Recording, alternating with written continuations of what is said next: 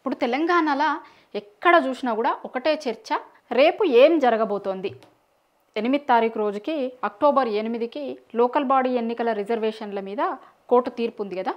ఇప్పుడు దాని మీద మొత్తం తెలంగాణ అంతా ఆ మాటకు వస్తే పొలిటికల్ పార్టీలన్నీ కూడా అసలు ఏం జరగబోతోంది రేపు అనే దాని మీద ఇప్పుడు మొత్తం ఉత్కంఠ అంటారు కదా. ఇప్పుడు మామూలుగా ఎలక్షన్ రిజల్ట్ వచ్చినప్పుడు కనుక ఎట్లాంటి ఉత్కంఠలు ఉంటాయో అట్లా రేపటి దాని మీద డిసైడ్ అయ్యి లోకల్ బాడీ సర్పంచ్ ఎన్నికలు జరుగుతాయా లేదా అనేది రేపు డిసైడ్ అవుతుంది.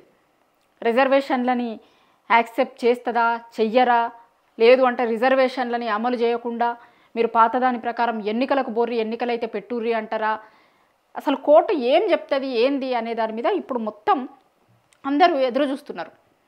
ఇప్పుడు నిన్న సుప్రీంకోర్టులో జరిగింది దీని మీదనే 42% రిజర్వేషన్ మీద సుప్రీంకోర్టులో నిన్న వాదనలు జరిగినప్పుడు అసలు మొత్తం ఏదో తెలంగాణ ఆ ప్రభుత్వానికి రేవంత్ ప్రభుత్వానికి ఊరట అది ఇది అని ఊదరగొట్టిన ఛానళ్ళన్నీ, కానీ అసలు ఊరట ఏడుంది నాకు అర్థం కాంది.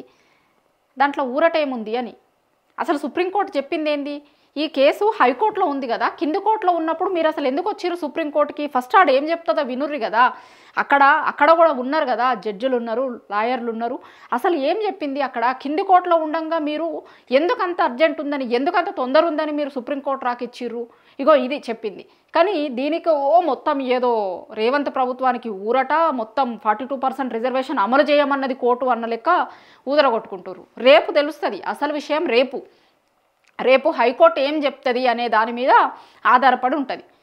అయితే ప్రభుత్వం దీంట్లో పెద్ద సీరియస్గా ఉన్నట్టయితే ఏం కనిపిస్తలేదు. కోర్టులను అడ్డుపెట్టి లేకపోతే కోర్టుల ఇది వాళ్ళు చెయ్యొద్దన్నారు కాబట్టి ఇంకొకటి అని చెప్పి సాధ్యమైనంతగా ఎన్నికలకు పోకుండా ఉండడానికి చూసుకోవాలి. ఒకవేళ పోవాల్సి వచ్చినా పాత రిజర్వేషన్ల ప్రకారం పోయేటందుకే ఏం చెయ్యాలి అనే దాని మీదనే ఎక్కువ ఎక్సర్సైజ్ చేస్తున్నట్టు కనిపిస్తుంది. ఎందుకంటే సీరియస్నెస్ ప్రభుత్వానికి లేదు అని ఎందుకు చెప్తున్నా నేను అంటే, ఇదేం నిన్న మొన్న సుప్రీంకోర్టు హైకోర్టులో కేసు పడ్డ తర్వాత వచ్చిన ముచ్చట కాదు. ఫస్ట్ నుంచి మనం ఒక్కసారి గుర్తు చేసుకుందాం. అసలు ఈ రిజర్వేషన్ల అంశము ఎప్పుడు తెర మీదకి వచ్చింది, ఎందుకు 2 ఏళ్ల నుంచి నానుతుంది, 2 ఏళ్ల తర్వాత కూడా ఎందుకు ప్రభుత్వం సీరియస్గా దీని మీద దృష్టి పెడతలేదు అనేది ఒక్కసారి చెప్పుకోవాలి అందరికీ. ఇప్పుడు వీళ్ళు ఇది 42% రిజర్వేషన్ ఇస్తాము అని చెప్పింది ఎప్పుడు, ఎన్నికల ముందు కాంగ్రెస్ పార్టీ అధికారంలోకి వస్తే 42% రిజర్వేషన్ ఇస్తామని కామారెడ్డిలో బీసీ డిక్లరేషన్ ఇచ్చారు. ఎప్పుడు ఇది, ఎన్నికల ముందు. ఇప్పుడు అక్టోబర్ నెల, నవంబర్ డిసెంబర్ వస్తే కనుక కాంగ్రెస్ ప్రభుత్వం ఏర్పడి 2 ఏళ్ళు అవుతుంది. తెలంగాణ ప్రజలు ఒక్కసారి మంచిగా గుర్తుంచుకోరి, 2 ఏళ్ళు అవుతుంది కాంగ్రెస్ ప్రభుత్వం వచ్చి. ఇప్పుడు వీళ్ళు ఎన్నికల ముందు ఇచ్చిన హామీ ఇప్పటి రాక చెయ్యలే. వీళ్ళ అధికారంలోకి రాగానే లోకల్ బాడీ ఎన్నికలు పెట్టాల్సింది ఉండే, అప్పటికే టైం అయిపోయింది, పెట్టాలి వీళ్ళు. కానీ ఆ నుంచి సాగ తీసుకుంటూ వస్తున్నారు. అదేంటి అంటే మేము రిజర్వేషన్లు తేల్చిన తర్వాత మేము ఎన్నికలు పెడతాము అది ఇదని సంవత్సరం తీసిరు. మళ్ళీ నెక్స్ట్ సంవత్సరం ఏం చెప్పిర్రు, రిజర్వేషన్లు ఇచ్చిన తర్వాతే మేము ఎన్నికలకి పోతాం, మాకు దానికి కొన్ని హడిల్స్ ఉన్నాయి అవి అయిపోయిన వెనుక పోతాము అన్నారు. అవి ఎప్పుడు ఉంటాయి. ఎందుకు అంటే సుప్రీంకోర్టు చెప్పింది 50% కంటే మించి రిజర్వేషన్లు ఇవ్వద్దు అని, అది వాళ్ళకు కూడా తెలుసు. కానీ ఎన్నికలలో గెలవాలి కాబట్టి, అప్పుడు ఆ రోజు జనరల్ ఎన్నికలలో గెలవాలి కాబట్టి 42% రిజర్వేషన్లు ఇస్తాము అని చెప్పారు. ఆ రోజు ఎక్కడ ఏం షరతులు వర్తిస్తాయని లెక్క చెప్పలే. కానీ వాళ్ళ అధికారంలోకి రాగానే కొత్త ముచ్చట ఏం ఎత్తుకున్నారు, కేంద్రంలో మా ప్రభుత్వం లేదు కదా, కేంద్రంలో మా ప్రభుత్వం ఉంటే మా రాహుల్ గాంధీ గారు ఉంటే మేము చేసేటోళ్ళం కానీ ఈ నరేంద్ర మోడీ గవర్నమెంట్ చేస్తలేదు అన్నారు. మరి ఆ రోజు మీరు ఎన్నికల ముందు చెప్పిన రోజు గట్లనే కేంద్రంలో మా ప్రభుత్వం వస్తే చేస్తాం అని ఎందుకు చెప్పలే. ఇప్పుడు చాలాసార్లు మనకి కొన్ని యాడ్స్ వస్తాయి, అందరూ పైన ఆ యాడ్ మీద ఉన్న బొమ్మని చూసి అరే గింత ఆఫర్లు ఉన్నాయట అదట ఇదట అనుకుంటాం. కానీ కింద చిన్నవి ఇస్తాడు షరతులు వర్తిస్తాయి అని, చిన్నగా పేపర్లో ఒక మూలకు ఉంటుంది. ఇప్పుడు టీవీలలో కూడా ఏదన్నా ఒక యాడ్ ఇచ్చినప్పుడు చాలా ఇంట్రెస్టింగ్ అనిపిస్తుంది, అరే చాలా టెంప్టింగ్ అనిపిస్తుంది, కానీ లాస్ట్లో మెల్లగా చెప్తారు షరతులు వర్తించును అని. అట్లా చెప్పలే ఆ రోజు కాంగ్రెస్ పార్టీ, మేము సెంట్రల్లో అధికారంలోకి వస్తేనే రిజర్వేషన్లు చేస్తాం అది ఇది ఏం చెప్పలే. కామారెడ్డిలో బీసీ డిక్లరేషన్, ఇంకో దగ్గర ఎస్సీ డిక్లరేషన్, ఇట్లా చేసిరు.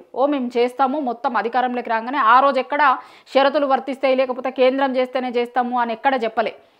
అధికారంలోకి వచ్చిన తర్వాత వచ్చిన ఈ కొర్రీలన్నీ అక్కడ కొర్రీలు పెట్టుడు కాదు, ఇప్పుడు కోట్ల కేసులు వేసిన వాళ్ళు కూడా వీళ్ళకి సంబంధించిన మనుషులే, ఆ కొర్రీలు కూడా వాళ్ళే పెట్టిస్తుర్రు అనేది కూడా ఉంది. జనం అబ్జర్వ్ చేస్తుర్రు అంతా, మీరు ఏం చేస్తుర్రు, ఎవరు కేసులు వేసిర్రు, ఏంది, ఎందుకు నడుస్తున్నాయి, ఇవన్నీ కూడా అదంతా కూడా అబ్జర్వ్ చేస్తుర్రు జనం.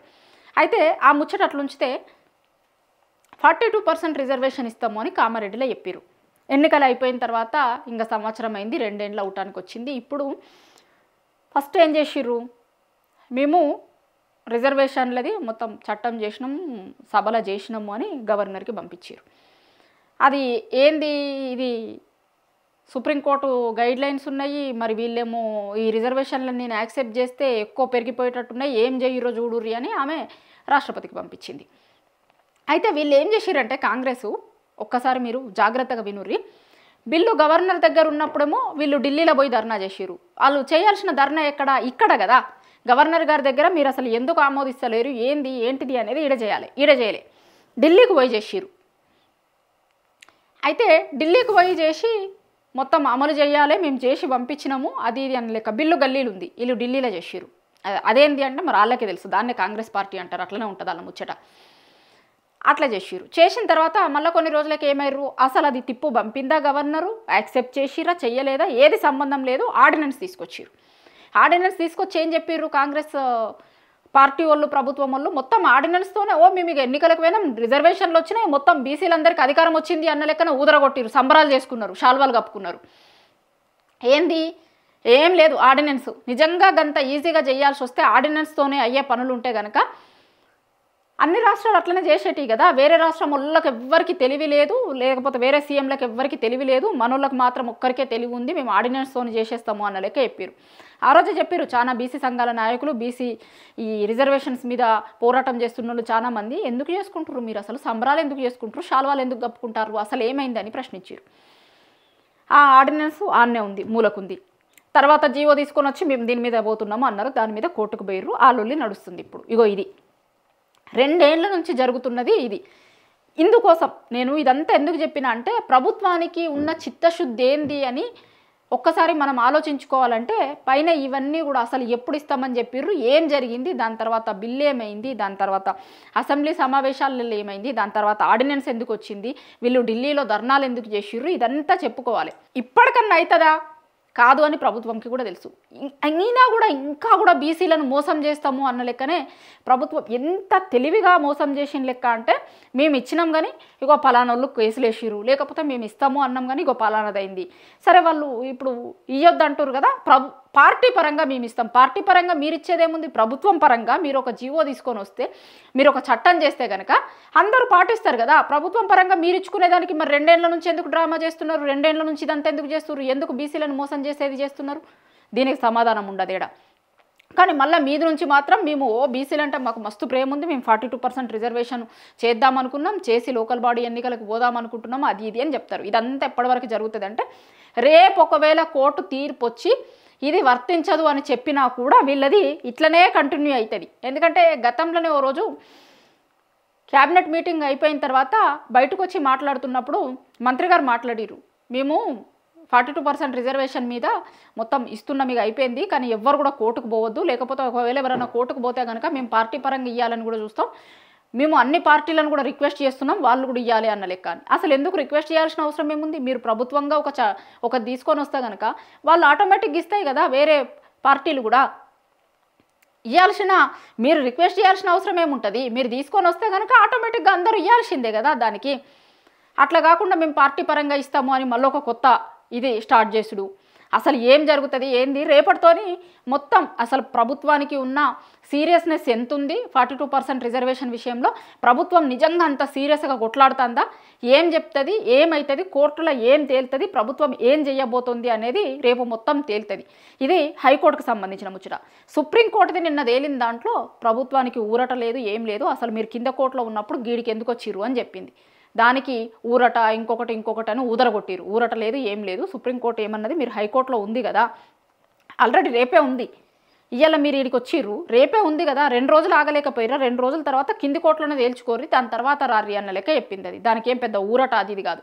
అయితే రేపేం చెప్తుంది, హైకోర్టు ఏం చెప్తుంది, రిజర్వేషన్ల అంశాన్ని ఎట్లా తీసుకుంటుంది అనేది ఇప్పుడు మొత్తం ఒక ఉత్కంఠ అందరూ ఎదురు చూస్తున్నారు. అన్ని పొలిటికల్ పార్టీలు కావచ్చు, పోటీ చెయ్యాలి అనుకుంటున్నోళ్ళు, లేకపోతే వాళ్ళని సపోర్ట్ చేస్తున్న సెక్షన్ కావచ్చు, బీసీలకు రిజర్వేషన్లు ఇవ్వాలి అని కోరుకుంటున్నోళ్ళు, బీసీల కోసం పోరాడుతున్న సంఘాలు కావచ్చు, బీసీల కోసం పనిచేస్తున్న వ్యక్తులు కావచ్చు, అందరూ చాలా ఇంట్రెస్టింగ్గా ఎదురు చూస్తున్నారు. అసలు రేపు హైకోర్టు ఏం చెప్పబోతుంది, రిజర్వేషన్ల అంశం ఎట్లా తేలబోతుంది, ఏం రాబోతుంది తీర్పు అనేది ఇప్పుడు అందరూ ఎదురు చూస్తున్నారు.